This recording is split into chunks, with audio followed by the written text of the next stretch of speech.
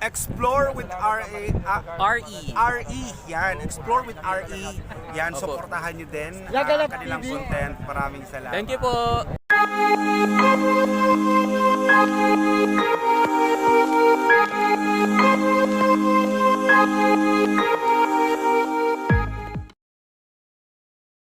What's up mga ka-vlog, mga ka-explore, Explore with RE here. And dito tayo ngayon sa Zapote River Bike Lane. Dito matatagpuan ito sa Bakte, sa may tulay ng Zapote. Yan, nandito ako sa Bike Lane River Walk, mga ka-explore. And first time kong pumasok dito and magbibigay update lang din ako dito in few minutes, mga ka-explore. So try natin makarating tayo hanggang dulo, mga ka-explore, kung ano meron dun. Tsaka kung ano meron din dito sa loob.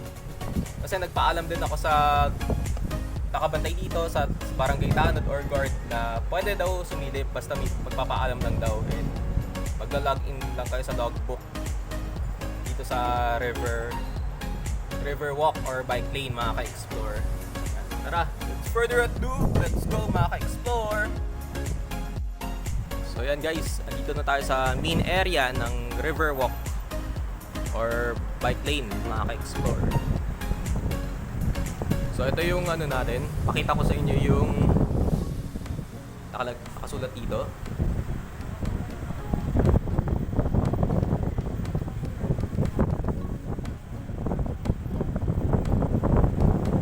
So ang nag-ribbon cutting nito sina Mayor Lani Revilla or Mayor Lani Mercado. Yan, may mga nakasulat din dito, mga ka-explore. Yan yung logo ng Bacoor. Ano, ang gaganda ng mga poste, mga ka-explore.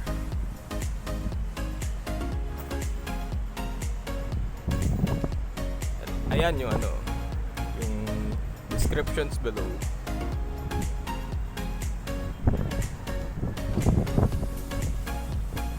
Ito yung ano, pangalan ng ang dating pangalan ng Bacoor.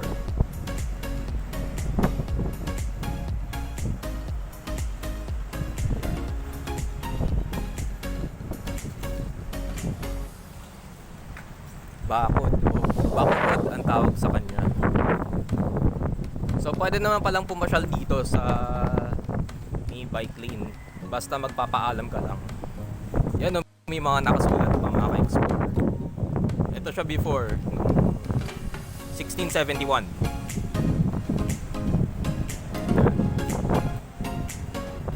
Di ko na siya iisa-isahin or babasahin. So yan yung mapa ng ano, Bacoor, ng Cavite.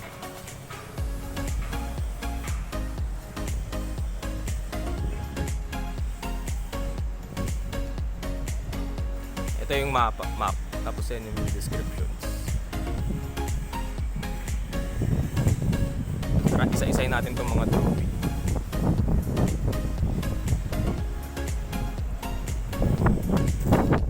Ayan.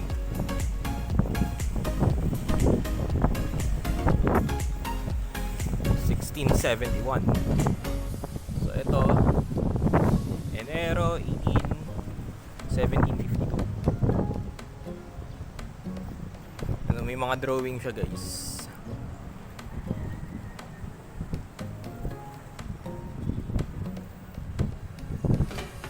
Ito yung British invasion.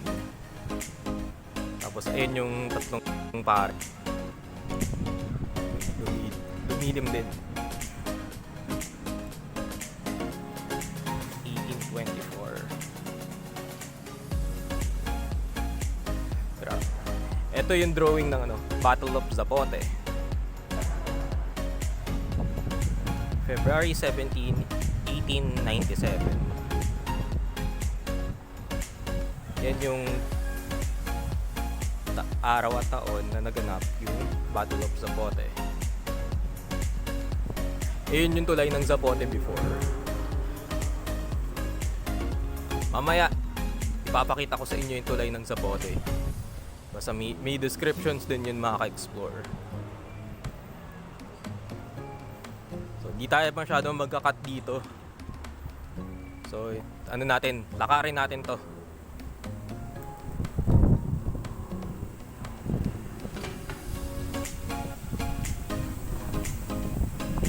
Cuenca Homes. Cuenca House. Yan.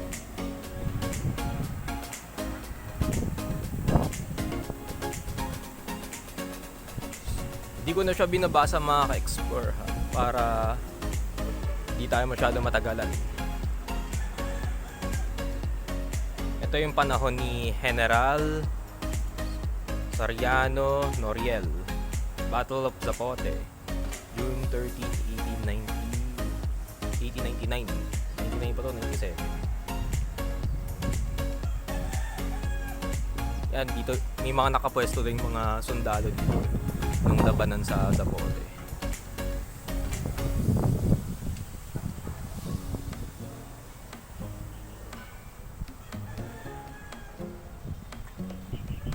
Yan,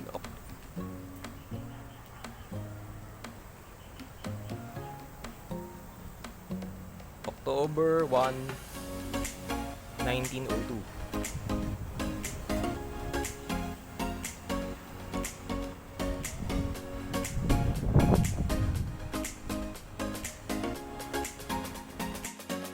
Ito yung unang mayor ng Bacoor. Siya si Luis Javier Landas.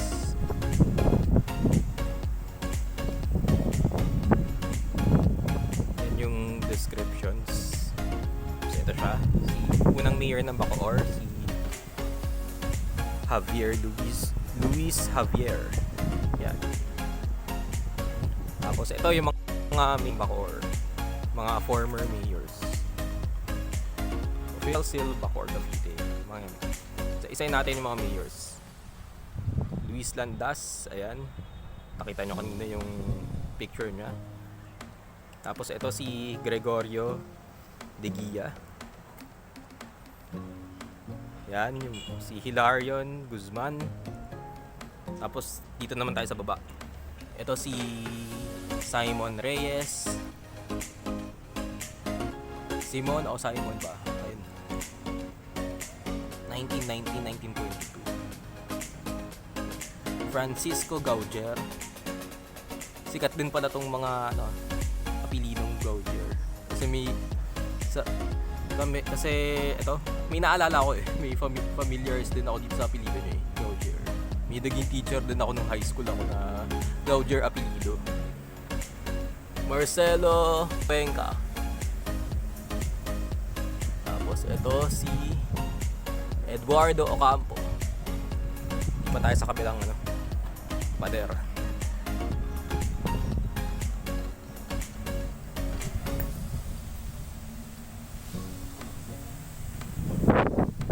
Yan, sige. Dodoble na natin. Ito yung other mayors pa ng Bacoor.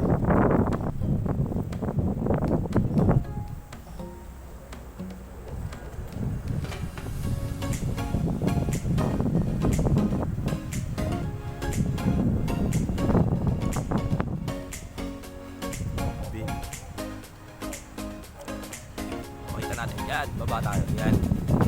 Benito. Bali, ito yung mga term. Yung mga nakalagay na years, yan yung mga term.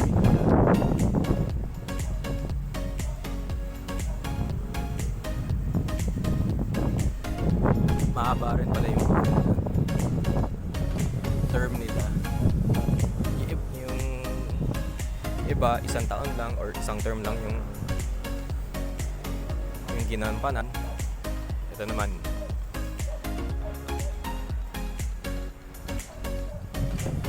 Tapos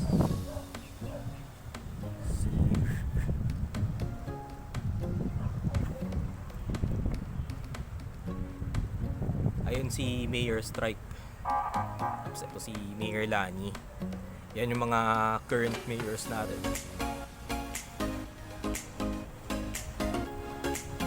Next pick. 1950. Ito yung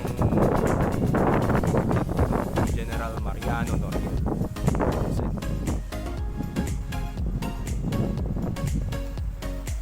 So, ang ganda rin ng mga pader. So, tapos yung viewing deck, ang ganda rin. Ayun si Ezequiel Moreno. May pagkakawig siya. Kay Paulino Alcantara. Si Paulino Alcantara, football legend yun. Kawig niya rin. Kawig din ni Ezekiel.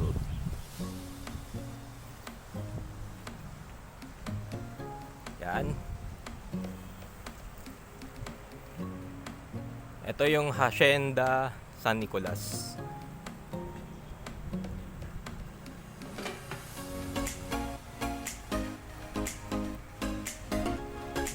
Hacienda San Nicolas. Ayan. Ito. Yan. Kilalang kilala to. Pintong Bato.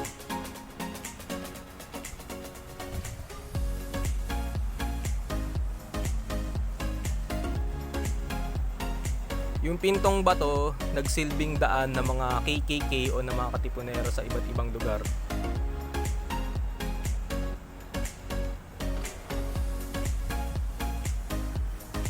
Pintong Bato sa may parting San Nicolas yun, mga ka-explore. In fact, sikat na sikat yung lugar na yun, Pintong Bato. Kasi ito pa yung ganda na ano. Ito yung World War marker.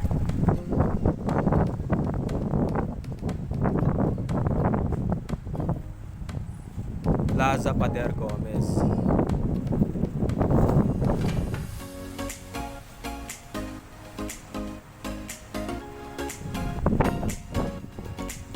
Julian Balmaceda.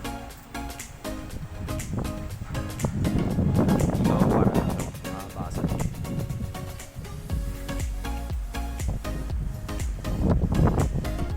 Hindi ko na siya dinedictate mga ka-explore. So hanggang dito na lang muna yung yung sulat, mga drawing or mga sulat. So ito blank na, pero ang ganda niya.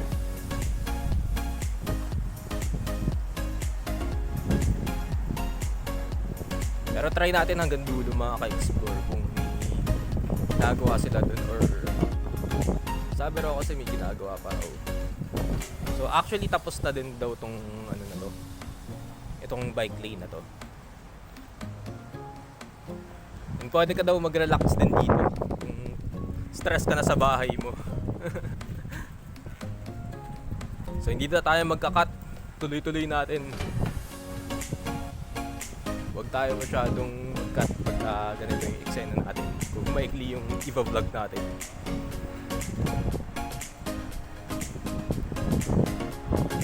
Actually pala, pagka nagba-vlog ako, kung masyadong mahaba yung video vlog ko for today, inalagyan ko siya ng part. Kasi yung video editing ko, hindi kinakaya. So ito na yung dulo.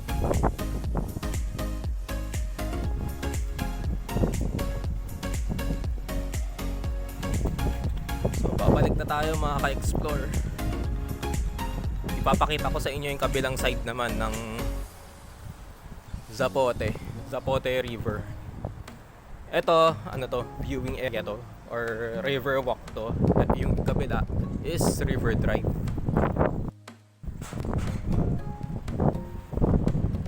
Okay, ito na yung dulo. So, babalik na tayo.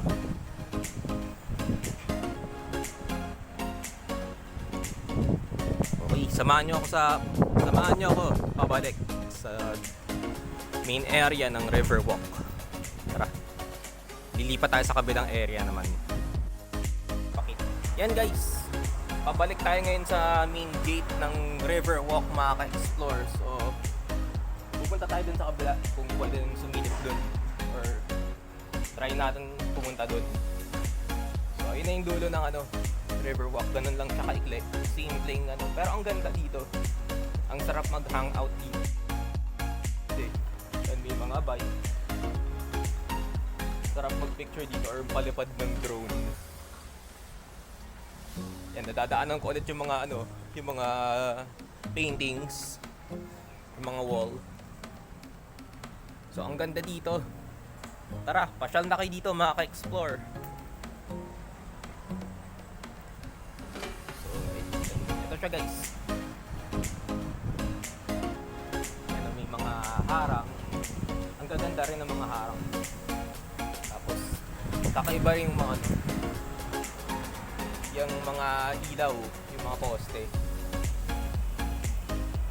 Parang poste sa Manila rin.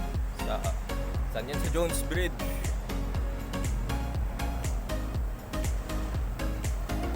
Kasi napuntaan na itong yan ni Neb Andro. Isang motovlogger din pala si Neb Andro. So, subscribe nyo si Neb Andro. And shout out sa'yo, Neb Andro. Motovlogger din yun. And nag-vlog din siya dito. Manila vlogger din pala siya. So, samahan nyo na ako dun sa kabila kung pwede. Susubukan natin kung pwedeng pumunta dun sa May River Drive. Pero hindi natin tatapusin yun kasi ang haba nun. Tara, samahan niyo ako dun. So guys, andito na tayo sa tulay ng Zapote. So galing tayo dun sa sa bike lane, sa River Walk. So dito ko kayo dadalhin ngayon. Sa tulay ng Zapote. So pakita natin sa inyo yung descriptions. Itong history ng Battle of Zapote. Yan. Labanan sa Zapote. So ito, sige babasahin ko na. Sa lugar na ito, lumalaban ang mga revolusyonaryong Pilipino sa dalawang labanan upang mabawi ang Cavite sa mga Espanyol at pigilan ang tuluyan sa pagsakop ng mga Amerikana sa pangunguna ni General Emilio Aguinaldo laban sa mga Espanyol noong February 10, 1897 na pinagwagian ng mga Pilipino, ngunit ikinasawi ni General Eldeberto Evangelista at ang huli sa pangunguna ni na General Artemio Recarte, Mariano Noriel laban sa mga Amerikano noong June 13, 1899. Pinahayag bilang pambansang palatanda ang pangkasaysayan sa bisa ng Revolusyong BLG 11 ng Pambansang Komisyon Pangkasaysayan ng Pilipinas September 9, 2013. So ito pala, palatandaan to kung saan naganap ang Battle of Zapote, guys. Panahon to ng mga ila Aguinaldo, ng mga Espanyol, tapos hanggang sa panahon din ng mga Hapon. Dito naganap din ang World War II. So meron ng Zapote bridge before nung panahon ng mga Kastila. Aguinaldo. So try natin siyang i-search kung meron. Kasi may nakita ko sa isang museum din lumang image ng tulay ng Zapote, guys. Ito rin siya, parang simple lang, daanan ng tao. Yung ilalim niya, parang kahoy ata to, or kahoy yung daanan niya.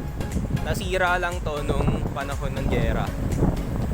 Tapos yan, may mga images, may mga statwa. Yun pa sa kabila, meron din dun. So tara, silip tayo dyan sa baba. Yan, may may roller pa ata dun. Kasi umaapaw kasi yan yung Zapote River pag maulan.